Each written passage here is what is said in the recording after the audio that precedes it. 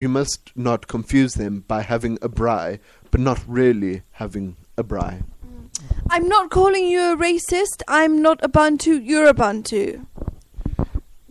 Well, that that actually had nothing to do with what we were talking about before. So, the braai, yes. Don't tell them, oh, we're having a braai, and then be like, oh, here are your viennas. That is not a braai.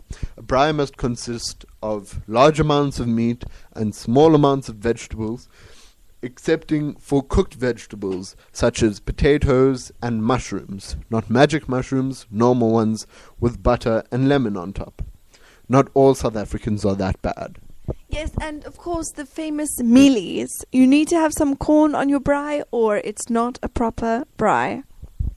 Barbecue the hell out of those little yellow kernels, we say. Well, in England you would say that, but here we would say braai the hell out of that stuff, okay? Now Tessa is going to speak to you in Afrikaans, and I will be changing to an Afrikaans accent so that you get a full view of our curry and all South Africa.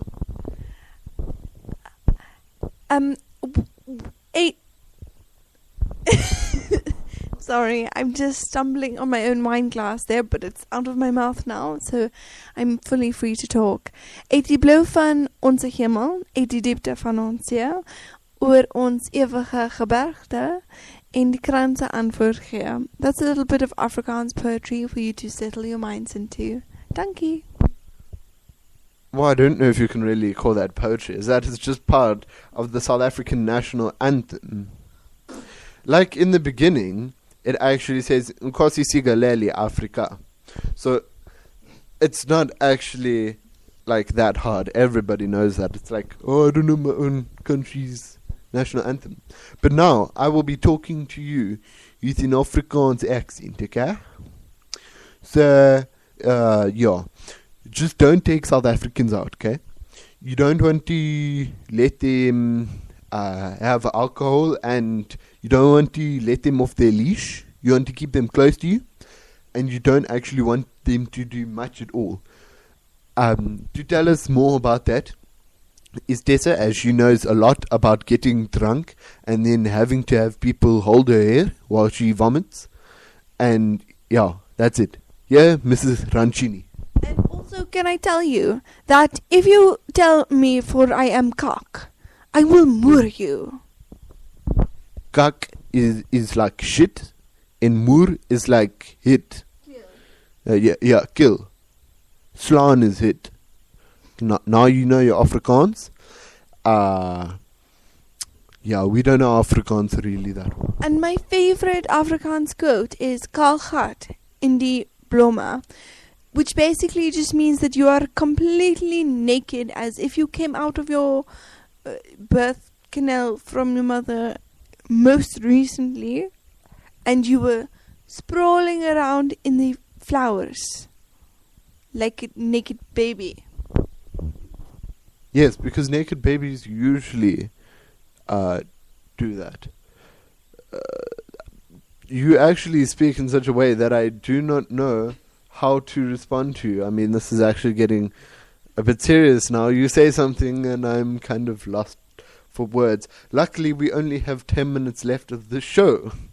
So, Robbie, I'm so sorry. I would like to reply and apologize most seriously, because I am trying to have a conversation with you, but it is not my number one skill.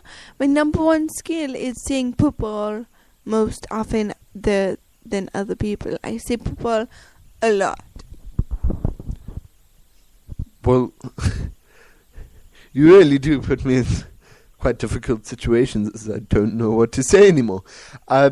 Luckily, tomorrow we will have Sir Ian Notkak with us tomorrow, so that will probably be a better show. Yeah, hopefully it will be better, as Ian Notkak is not as rude, and we'll probably have Mrs. Genevieve Luchtenstunden Kink. She's Russian, so don't even try to say her name. And ladies and gentlemen, we would like to just take this moment to congratulate Robert Ranchini on his recent marriage and purchase of a Russian bride. Indeed, I have just bought a Russian bride. They're actually quite heavy on the credit card. It's like a car. As soon as you swipe the credit card to pay for your box, it is expensive. And no, they're not actually shipped over in boxes. They are people. You do not assemble them on delivery. They come fully assembled. Usually they're not often dismembered, but sometimes they are. That's why you have to shop around. Yes. Tessa, please tell us more, as you were once a Polish mail order husband. She's had a sex change. Yes, well, can you call it a sex change or just tucking it in? But separately from that, I would just like to say that I feel I was misunderstood when I was Polish. It's a very cold country, and you want to get out of there. And I had sold my goat. Robbie, your thoughts on my goat? It was a very nice goat. I really enjoyed that goat, especially when we had it in the form of a poiky. I really enjoyed that goat. Hopefully we will have another goat such as this again. Personally, I do not think that she should be able to buy a goat. So if anybody calls you on the interweb and is like, yo, give me goat, just say, hell no, ass face.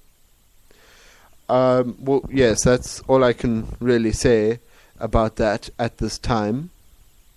I think chances are right now we're going to have to end off this show. It has been 22 minutes.